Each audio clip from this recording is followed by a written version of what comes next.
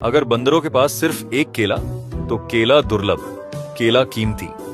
लेकिन अगर बंदर ज्यादा केले उगाने लगे तो केला आम, अब केला इतना कीमती नहीं। डिमांड पुल इन्फ्लेशन, अगर बंदर ज्यादा केले मांगे लेकिन केला किसान उतने ही केले उगाए तो केला और दुर्लभ हो जाता है, तो कीमत बढ़ जाती है। कॉस्ट पुश इन्फ्लेशन, अगर केले की मांग बराबर है लेकिन किसान के पास बेचने के लिए केले कम है तो भी कीमत बढ़ेगी, क्योंकि अब केला और भी दुर्लभ। प्रोडक्शन कॉस्ट इन्फ्लेशन, बंदर केला खरीदता है, बंदर केला खाता है, जिंदगी मस्त है।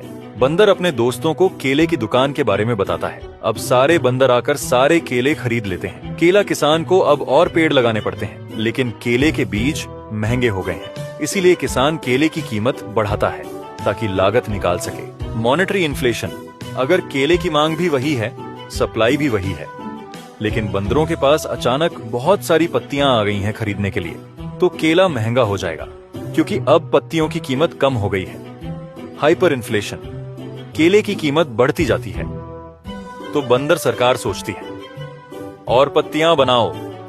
अब बंदर ज्यादा केले खरीदते हैं तो केला और महंगा होता है, तो सरकार फिर पत्तियां छापती है, केला और महंगा होता है, फिर और पत्तियां, फिर और महंगा, फिर और पत्तियां।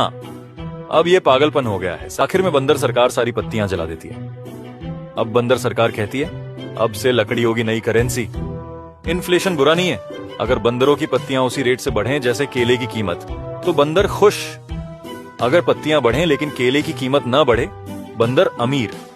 अगर पत्तियां वही रहें लेकिन केला महंगा हो जाए, बंदर गरीब, बंदर दुखी। बंदर हम सब हैं। इन्फ्लेशन से बचना है तो बंदर को केले में निवेश करना चाहिए ताकि समय के साथ और केले उगें। कभी कभी महंगाई सच में बहुत केला हो जाती है। सब्सक्राइब करो।